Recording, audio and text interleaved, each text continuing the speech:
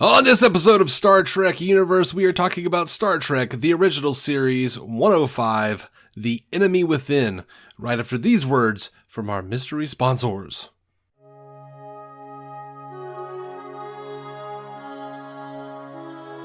Welcome into Star Trek Universe, the podcast that has recently evolved. No longer are we just a podcast featuring two lifelong friends talking about new Star Trek. We're also a podcast where a seasoned old Trek salt talks about classic Trek with his young friend who has never seen it before.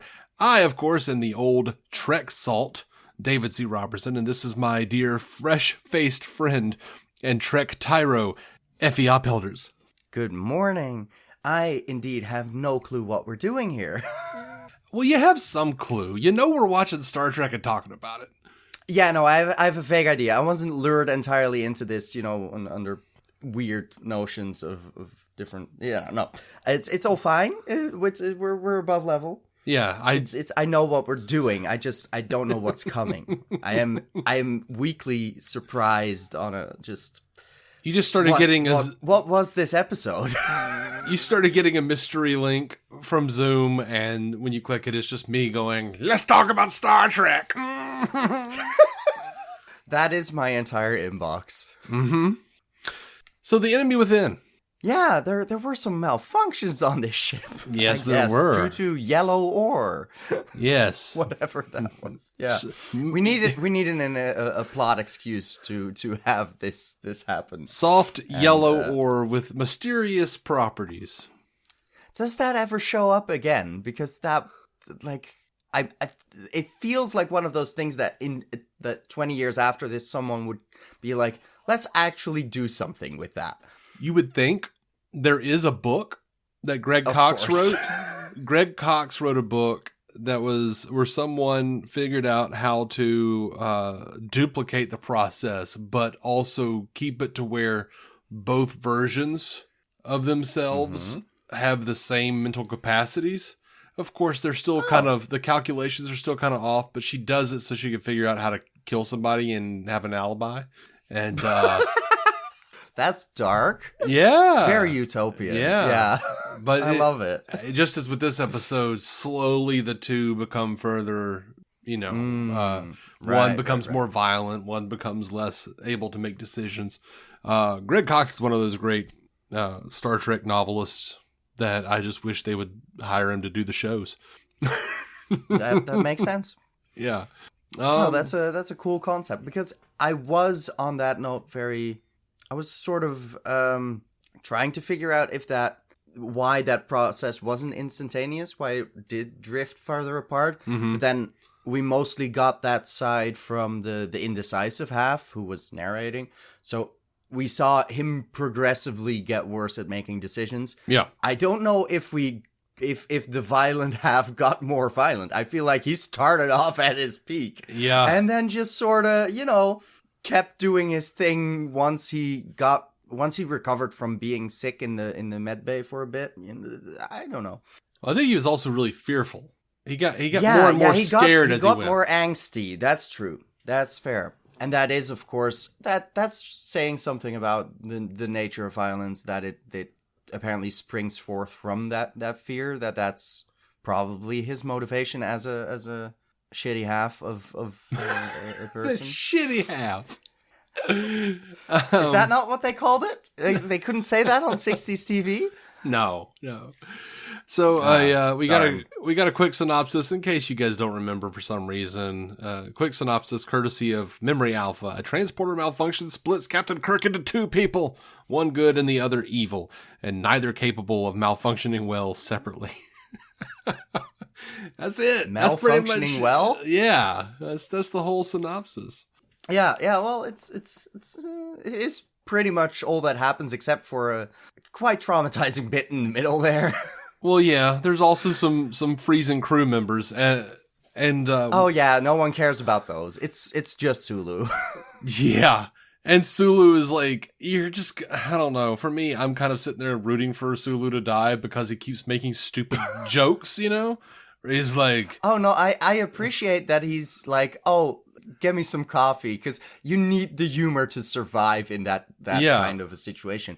On the other hand, They should have been dead like 100 degrees before that. I don't know which system they're using, but before you get to 117 below zero, you're dead. Yeah. You're very dead. Well, because it was, let's see. Yeah, it doesn't work for either Celsius or Fahrenheit, honestly. Absolutely not. It's Kelvin? No, it's just none of it. They're space degrees, Effie. Oh, right, those. I should really have known. Yeah. It's part of the fun. So it was probably just a, like 5 below R0, and then, that makes a ton more sense. Yeah, it was actually 56 degrees Fahrenheit, and... Yeah, I'll pretend to know what that means. I'm very glad... I'm very happy we're both trying to make temperature-based jokes the other person cannot understand.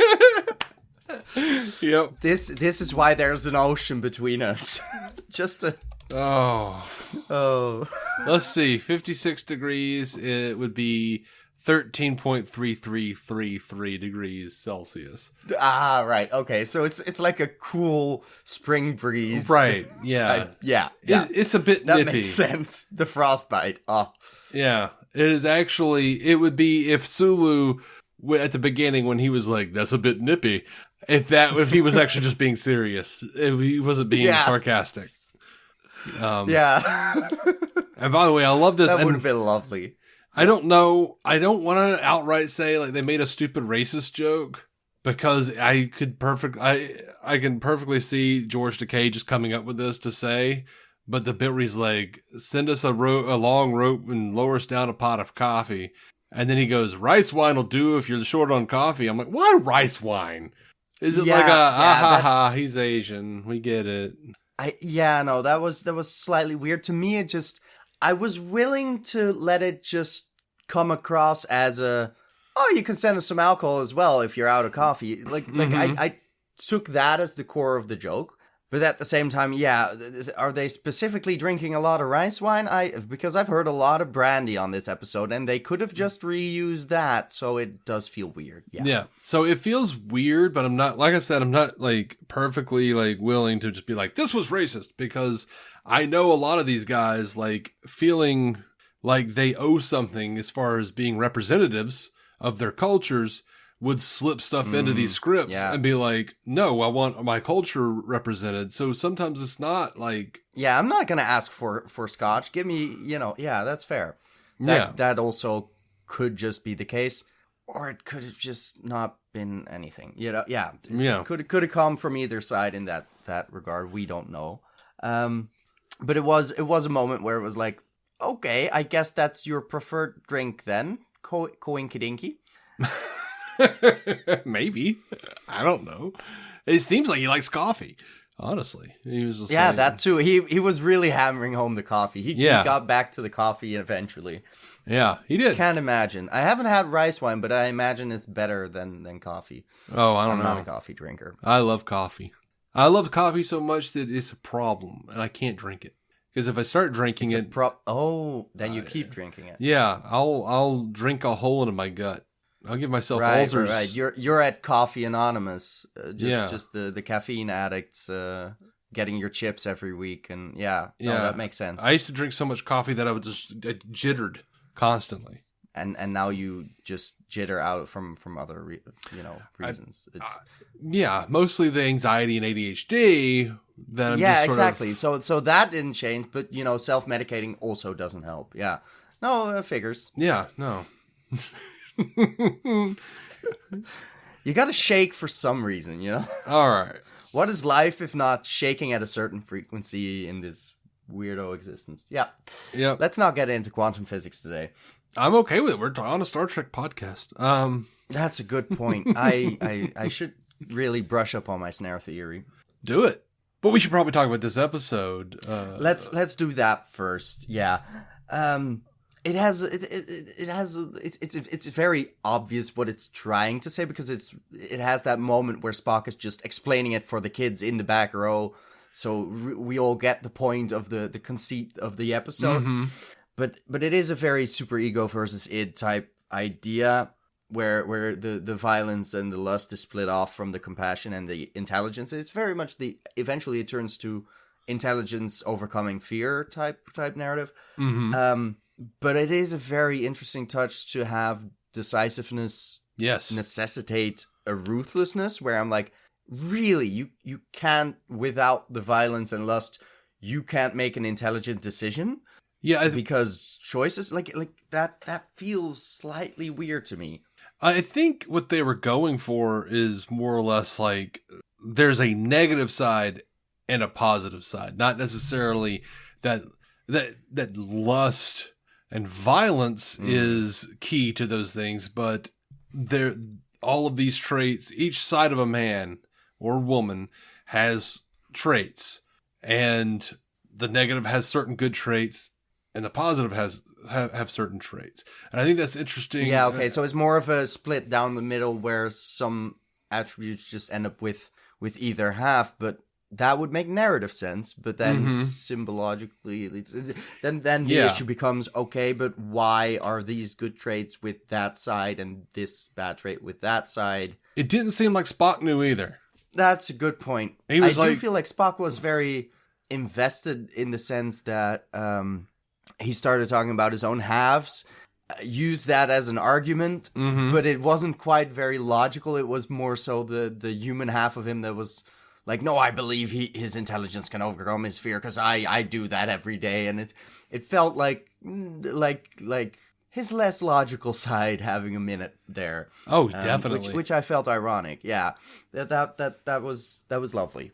Yeah. It wasn't called out, but it was fun to have. I'm not sure the show, any of that point made sense really, but it was an interesting, an interesting jab and a ballsy move, we'll say, in 1960s American television, where all evil is evil, and that's the devil, and religion, and how dare you say that there's... apparently you need a lot of that evil to be in a military, but not a military, of course. No. It's not a real military with their guns. There's just a lot of ranks, and he's a captain, and he needs to be strong to stay captain. And yeah. You know, you got to have a rapey side if you want to stay in control. I guess. Oh God! See, that is interesting too, because in the Corbomite maneuver, they hint at there being some sort of attraction, but that Kirk might have for Yeoman Rand. Yeah. Is that the same? It's the same girl. Oh, right. Yeah, no, sure. I'm thinking of a different, Corbomite maneuver. Sorry. Yeah, continue. And even in this episode, they hint at an attraction that Rand has for Kirk. And it is that... Yeah, which was slightly confusing to me, because I was like, yeah, we all know that's what the show is getting at. But the way they did... Yes, the way they did it. And they... Oh, my God. Like... Aren't you glad you had to fight him off instead of, having this cold, distant, professional relationship? Well, I mean, it's not quite what Spock said at the end, but no, it's not. Close. It's not, but I think what they were getting at is that Spock is saying, by the way, I know how you look at him, and I know that there are two sides of you here too. Like, you want to be professional and all this bullshit, but then also like you are in love with that dude. And, I don't know that he's in love with Rand so much as he's in love with the idea of love. Like, I've talked about this before on this show. I can't remember if it was with you or not, but there's, despite all of the folderol about Kirk being this big ladies man who screws everybody, the truth is, when you study the show, he's really a serial monogamist, and all he really wants is like that hand to hold and that, Yeah, but also it feels like the show is very horny for wanting something to happen. They want the excuse, they want to have that dark side come out so Shatner can play it for a bit and make out with the girl who's desperately trying not to be groped. Right. But the character of Kirk himself is very much just, no, leave me in my quarters. Bye. I'm slightly attracted to you. I don't want you to come too close. Please move. Yeah. that because he is very much more consistently more worried about trying to stay professional and having his duties, being able to perform them, and it's not showing weakness in front of the crew. Yeah, exactly. So it is very much tied up in shame for him, where it's like, oh, he's barely allowed himself to have any of the feelings that he is confronted with in this episode, which makes it interesting. It's just it's weird how they treat the sexual assault that they portray. It is. It's really weird. And what we're talking about with Spock is at the end of the episode, after he's back to Kirk is, the two sides are put back together. Kirk says to Rand, and actually Memory Alpha said, Spock further victimizing Rand. That's what they say. Very adept. Yeah, the quote says, the imposter had some interesting qualities, wouldn't you say, yeoman? And then he just leers at her with a smirk. Yeah. Of course. It was interesting qualities. Terrible thing for him to say. On the other hand, if you watch the episode right before he says that, he interrupts her leering at the captain with her own little smirk, like she's into him. Yeah, which is also very weird because the last time we saw her, she was looking at him like, dude, you just, what? Because at that point, they are re-traumatizing her just by questioning her in front of the guy she says is the perpetrator of the act. Yeah. Which is a weird choice. It is weird. And then not telling her anything, effectively gaslighting her about those scratches. Just look at my face, which is, definitely something she would want to do in that situation. And then being like, no, but I swear there were scratches. And then just not explaining anything about the duplicate yet until later on she meets the duplicate again. And she seems to have figured it out. But and then he's back to his old self. And then she's into him again, which is... That's a lot of mental gymnastics she has to be performing in there. Yeah. On the other hand... I'm sure she's capable of, but... On the other hand, I've seen people perform mental gymnastics like that. Oh, absolutely. And their partner was not even split into two halves. It was he did something awful to me. But he has his good days. He has his good days, yeah. And then, there's a part of me that goes well, how... He makes sure not to beat my face. I'm sure that's in my benefit and not... Anyway. We had a good day, yeah. So I'm looking at Rand and it was so nice when he was, getting his way. Right. So on one hand, he tried to force himself onto Rand. But he was an evil side. It was part of him, but it wasn't really him. He wouldn't actually do that. The captain wouldn't actually do that. But also, the real person I just got confirmation that he likes me. Oh my god, he really wants to bang, but he doesn't dare do it, girl. Yeah, what is? I don't know. Who's gonna make the first move? I will say, apparently his dark side. Yeah. Jesus. I will say this about Evil Kirk. At least he was being honest because he kept grabbing her and going, "It'll just take a minute, just a minute, just a minute." He does know his own capacity for love. Yeah, it's a man that knows himself. It's it's important to be aware of your capacities. That is a very uncomfortable scene. Yeah, because it went on for longer than I thought it would, and it went more explicitly violent than I thought it would, because she is literally throwing shit at him and running the fuck out. Yeah. So that was that went, and especially because it's fairly early on in the episode, because it was very much of he's getting drunk and we've seen him get angry at McCoy. That's pretty much it. And then it really ramps up where I'm like, okay. And that's also immediately the peak of his, because it doesn't get worse than that level of violence. He knocks some people out. That's about it. Yeah. He does makeup, I guess. Yeah. I'm not sure if that's a lustful thing. I'm not sure why there was concealer in the captain's quarters already, or maybe he stole it from Rand. He's a vain guy. Yeah. I mean, Kirk just regularly vain as fuck. You know why I like that scene though? Can't be shiny in front of the crew. Got a powder. You know, I like that though because people have said like, oh man, ever since they transferred this over to like HD, you can really tell that everybody's wearing makeup. You know, they're not hung up on your gender identity, man. Like, on your little preconceptions of what men and women. You know what? No, everybody in the future's got a little makeup. Everybody. Yeah, just makes you look pretty on the bridge. Yeah, it's important. They looked around at that lighting. You gotta do those speeches to the crew, and there's a screen up in your face. Like, you gotta look good. Yeah, that's projecting strength as well. You're about to have first contact with an alien species. You can't have eye bags. Oh yeah, you don't want to look weird. Yeah, so that's my headcanon. I'm like, dude, it's canon. Kirk has concealer in his room. Yeah, figured.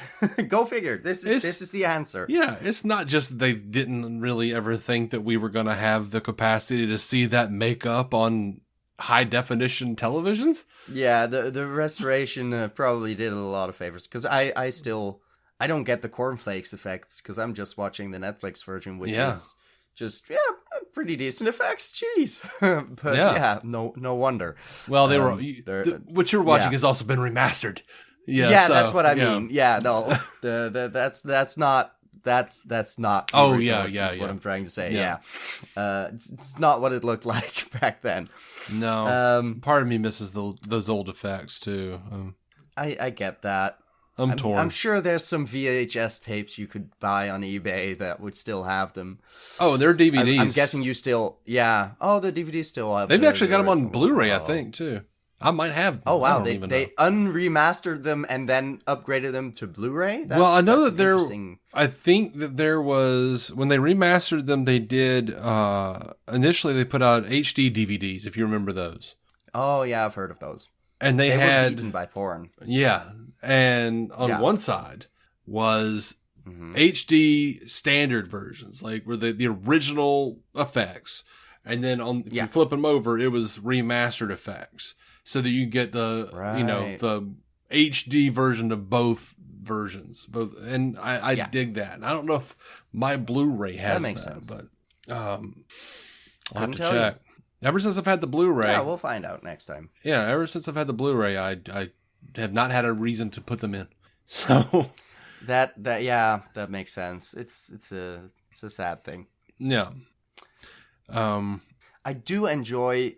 Speaking of effects, like this is of course, especially at the time, a tricky episode to film because you need a lot of body doubles and cuts, and some of them are visible where it's like, oh, Spock walked out of frame, and then they cut, and you see this image shift slightly before he jumps down off the engine because he was still like he couldn't actually walk up there and change his shirt and then jump down, which. It's just, that's fun to me. I enjoy that too, especially when it's a little flawed. I like that it's not a magic trick like, whoa, how the fuck did they do that? But a magic trick where you're like, oh, I can slightly follow along. I can see, because I'm too far to the side, I can see what they're doing behind the screen. Oh, this is fun, you know? Yeah. I do appreciate that because I'm interested in how they made it. Because it is fun to look at when now that one's Shatner and now they switched around again. So I did appreciate that because it is they don't take the easy route necessarily in telling this story. Like they do have the two in frame with each other instead of purely having them chase after one another and then not get into the same shot. But they had a couple of harder to pull off mechanically. Framings in there, and that was nice. I appreciated just figuring out how they orchestrated the thing, how they blocked everything that it could work, even at the time. And what I liked, what I noticed about this on this run around, because I've seen this episode like 50 million times, but I hadn't like really paid attention. Oh, you really wanted to rewatch that scene? Yeah. But one of the things I noticed that I hadn't noticed before for some reason or another is like there are scenes where both Kirks are in the scene together and they do like very obscured angles. Like, they had to split that screen at a very strange place. Like, it wasn't just a flat, you know, two-dimensional, like, side-by-side thing. And they did a really good job with matching everything up and making it look like Kirk was sitting next to Kirk on the bed, you know, stuff like that. Like, then again, when you're talking about those little, like, cuts where you could see it jump just a little bit, I'm also sitting there going, like, in the 60s, did they not have, like, a tripod that could hold a damn camera still for 20 minutes? Absolutely not. Did they just not? That did not exist. Because it's like, you see Kirk and Spock going to the This was all still handheld? Yeah. The shot was exactly stable. No, it feels like they just had to go back and, like, in between had the costume change or something. Like, it seems weird not to film that back to back, but it's no. Yeah. I was absolutely confused by it, but I also found it charming, basically. Yeah. So, yeah. But, this is not my favorite episode. I am not a big fan of this episode. You know? No. It's not the greatest thing, because it feels like the show itself is very confused about, like, even her account doesn't actually match up with what happens in the scene because she's just babbling on about a bunch of dialogue that didn't happen and wasn't in there. And I'm like, that feels weird to have. Did they shoot this first? Did they just not finish any of the dialogue? And I wonder, like, I don't think that was intentional. I think there probably was some kind of dialogue that they cut out or something, or they changed. But I do like it because when people are victimized and they have heightened emotions, they will be like, well, he said this and he didn't say that. You thought that. You were thinking about that. And all of that she was saying was perfect for what she would have been thinking. Like, I'm the captain, I could make you. Yeah. True. No, it was mostly the first thing she said. I don't quite remember, but there was just an exchange indeed that didn't happen. Like, the later stuff, like, it made sense. Because I figured, there is a reason to be distraught and throwing, like, not being sure what entirely actually happened and inventing some, like, filling in some gaps of your own. But there were just some things where I was like, but that there wasn't time for that to even happen. Like, that didn't, like, in the very beginning of her story, but I don't quite remember what she said. So it's not a big thing, but it did feel just a little unsettling, especially because they wouldn't really delve into what was done to her. Like, they're not tackling it with the lens of current post Me Too movement. No.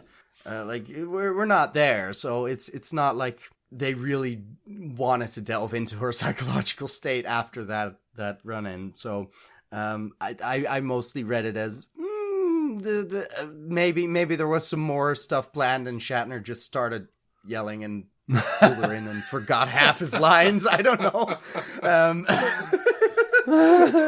Yeah, that's possible. Just a minute. Was that my line? Who cares? Yeah. Well, you know, he just said, you know, you're too beautiful to ignore. Too much woman. We both been pretending too long. Stop pretending. Stop pretending. Yeah, which apparently is factual, but then the way he goes about it, that's not the half she's into, apparently. Yeah. Of course, you know, to get to that point, I did notice that, like, to get to that point, even because part of him is the captain, they had to make sure that, one, he had to get drunk. Yeah, because imagine deciding to do that sober. I mean, you know, at least there's a hope that even his negative side, him being the captain and all, he would. I did like that there was, like, an idea, as much as, like, upon hadn't rewatch. He punched some people out by then already? Like, he'd stolen some shit. Like, he was already, like, okay, he didn't punch McCoy in the face, but he grabbed him by the neck. He wasn't intelligent enough to be pretending to be fully functional, Kirk. Either, so he was like, I said, give me the brandy. I like the idea, though, that as when you look back on the show and you rewatch, you'll notice how much Kirk drinks. So I like that his first impulse as evil Kirk is not immediately go sexually assault Rand. His first thought is, give me the brandy. Get pissed.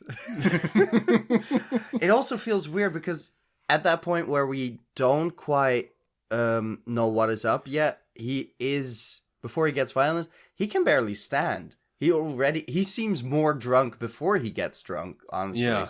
And then afterwards he's also weaker again, but there's a sort of up and down with his physical form where that apparently doesn't need to make a whole lot of sense. I did feel like the costume department had a lot more fun during this episode because there were a bunch of different looks again, and of course we needed an extra look to separate the Kirks in our mind because Lord knows we're not smart enough to keep green and yellow apart otherwise. Yeah. But also the skirt was back for the yeoman for a bit. Yeah. When she walked into her own room, and then there were just some other slightly different just uniforms again. There were like more overall type things that I don't think I'd seen before. The coveralls. So they're fleshing some things. Yeah. Yeah. Did you notice that when they first beamed Kirk and Negative Kirk on board, neither one of them had their insignia on their chest, their little Starfleet insignia? Oh, no, I hadn't. Yeah. The Memory Alpha says that they think that it was because of, the unions, they had to get those cleaned every day. So they had to take those insignia off before they had them cleaned. Right. But yeah, so also this is the first appearance of the green wraparound tunic that Good Kirk was wearing for the majority of the episode. We see that throughout the rest of the show. Even on the new Strange New Worlds, Captain Pike has a version of that. Ugly ass uniform, but it's there. Absolutely. It's such an ugly uniform. It's so ugly. I have an action figure of that uniform. Color. Of course you do, but it's you terrible. also have them of the good ones. So yeah, it's a terrible, terrible color. It is a gross combination of colors. Yes. Which apparently the actual uniforms were supposed to be green, I've heard. Oh. The yellow uniforms? I hope not that type of green. It was a different green, but it was also like something about like the Kodachrome or something in the film, like in the lighting, it turned them yellow. Thank goodness. Yeah. Dodged a bullet. Yeah, absolutely.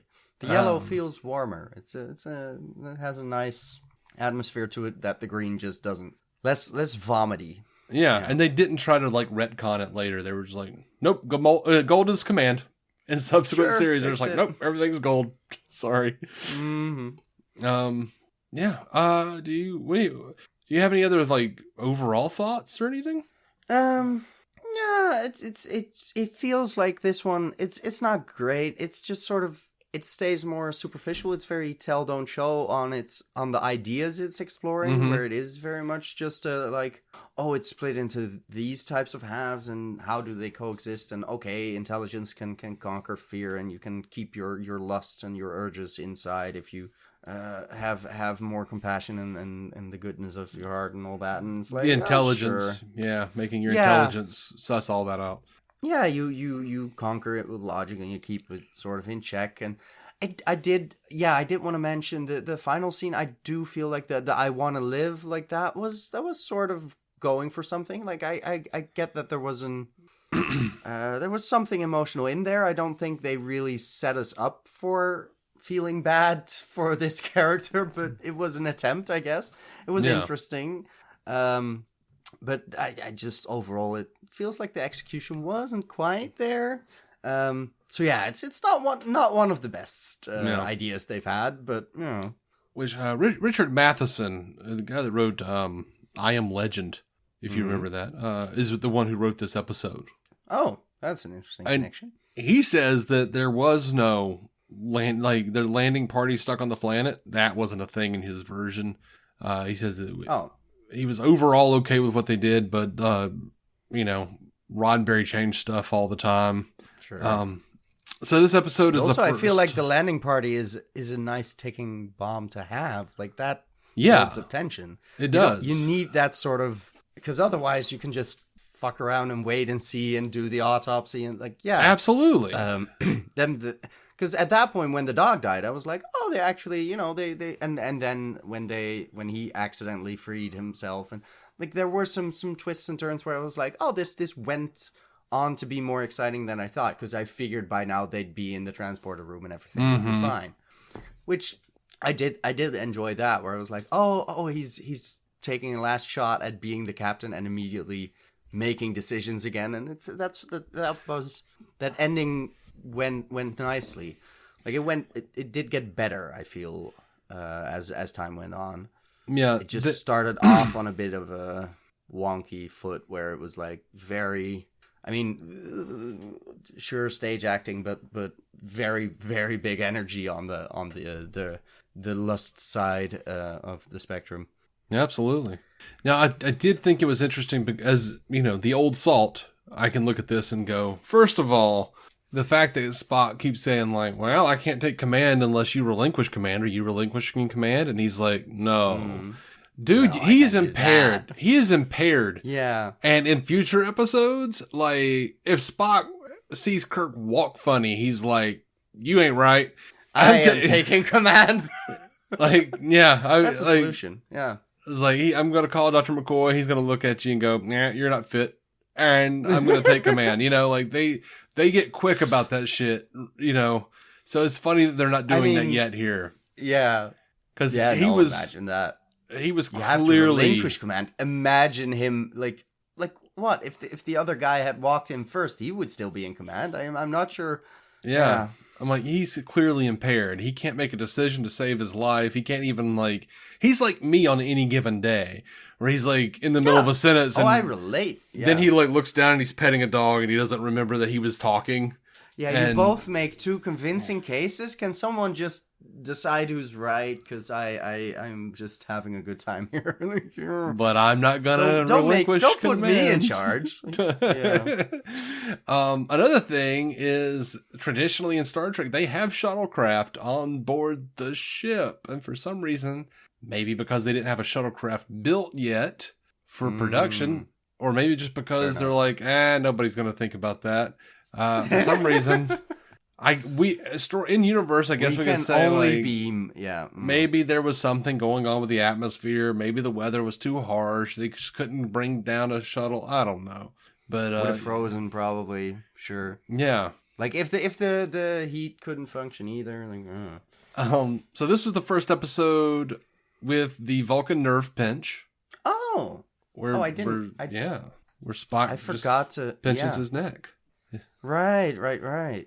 I hadn't even noticed. I just figured he was stunned from the back, but I hadn't quite noticed that he just grabbed his neck. Yeah. No, that is a thing. Yes, I do vaguely recall hearing about that. Yeah. The script wanted Spock to like, quote, KO negative Kirk on the head.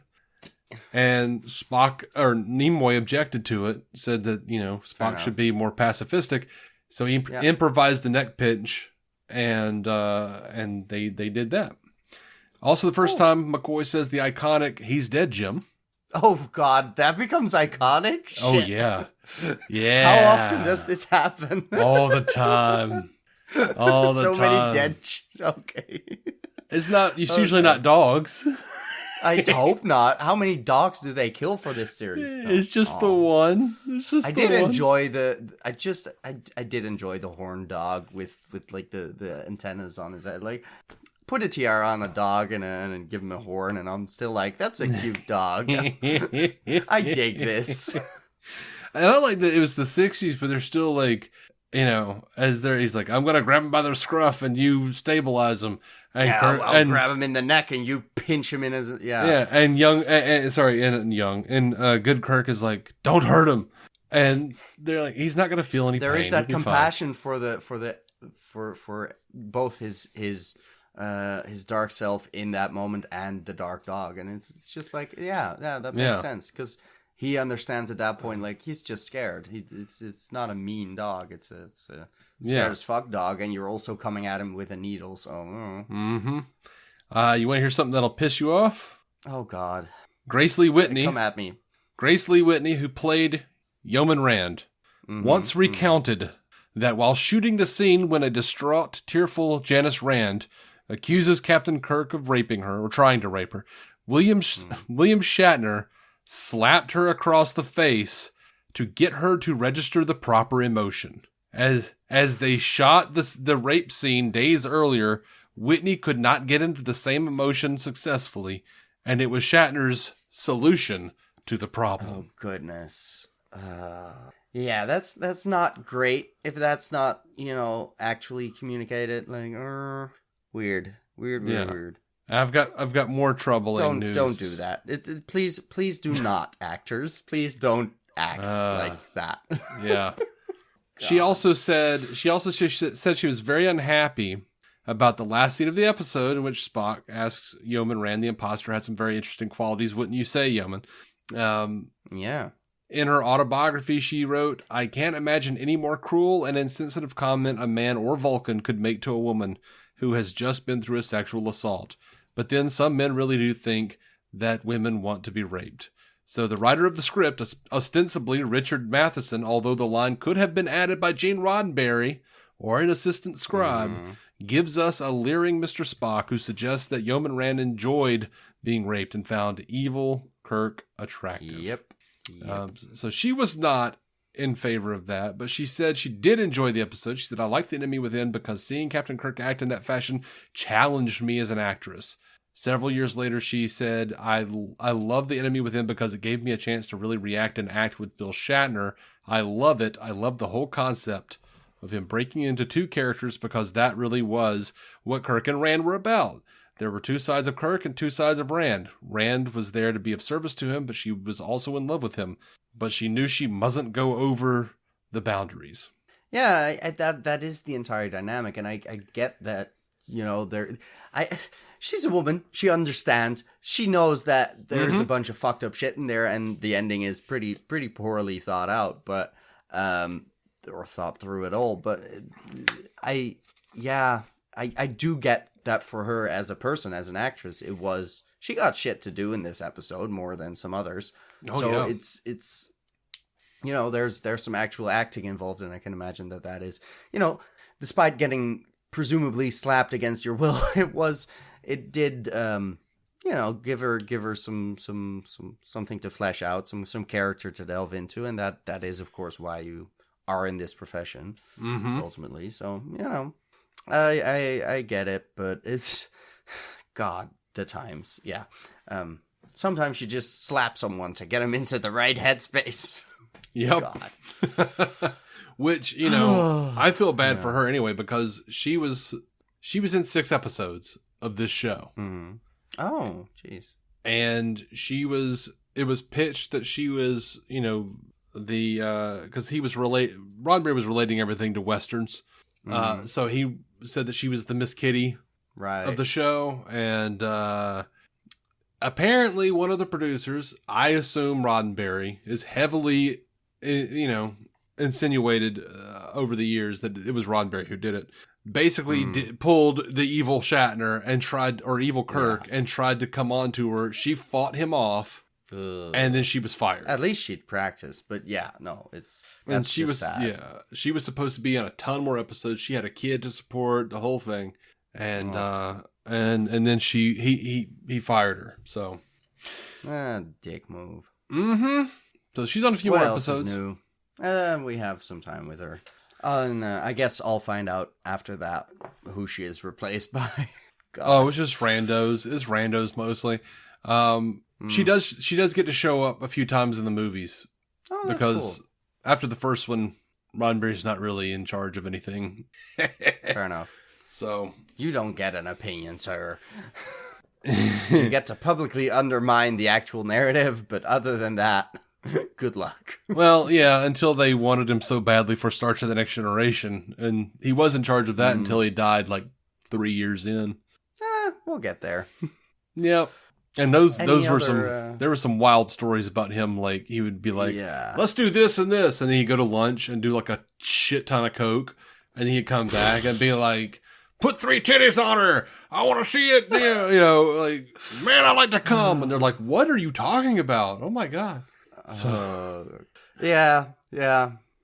That's what it's for. And this is what I'm thinking about when all these Trek fans are like, Roddenberry's vision. Y'all. Sure. Triple titties. Y'all. That is very clearly the vision. Triple titties.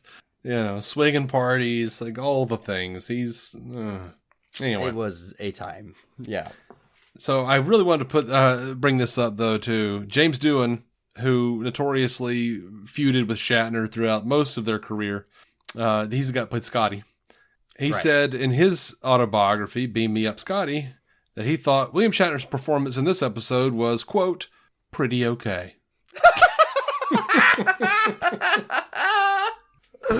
Oh, I love that. I love that. Just stab him. Oh, God. It was fine. Sure. Yeah. That's pretty okay. So delightfully passive-aggressive. Oh, that's good. I like this guy. No, Jimmy Doohan was amazing. He was a mensch, man. He was awesome. All right. So our next episode is going to be the Man Trap. Ooh. Which was the first aired episode of Star Trek ever. Oh, we're finally at the beginning now. Yeah, the first aired. Yeah. This is what people were actually introduced to once they got the hang of it. Yeah, kind of. And then they had to go back to this stuff. Intermittently. Occasionally. No, that'll be interesting. Curious to see. Yeah. Unless you got anything, I'm gonna call it.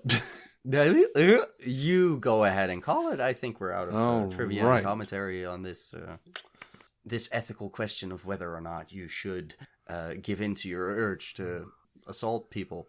Only after drinking. Sorry, and brandy. Only after drinking. Right. If you drink liters of brandy, it's fine. Yeah.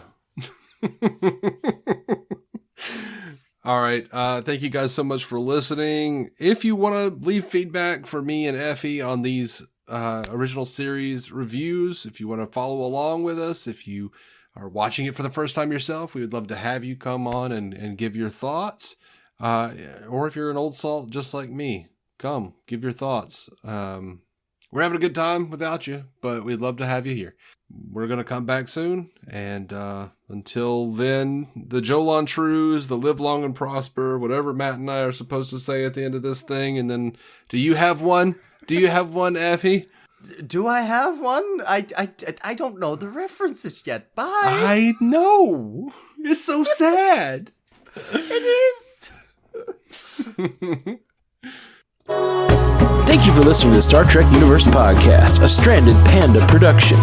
If you'd like to hear more from David C. Roberson, check out the DC On Screen podcast or maladjusted.tv for his web videos. If you'd like to hear more from Matthew Carroll, check out the Marvel Cinematic Universe podcast or listen to his music. Just search for Matthew Carroll anywhere you get music.